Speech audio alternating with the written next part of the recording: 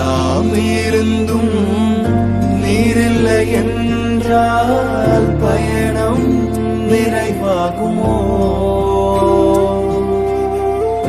எல்லாம் இருந்தும் நீரில்லை என்றால் பயணம் நிறைவாகுமோ?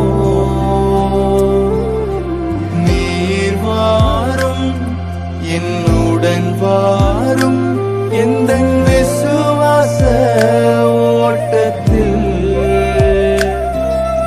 முன் செல்லும் என் முன் செல்லும் எந்தன் விசுவாச ஓட்டத்தில் உந்தனின் பிரசன்னமே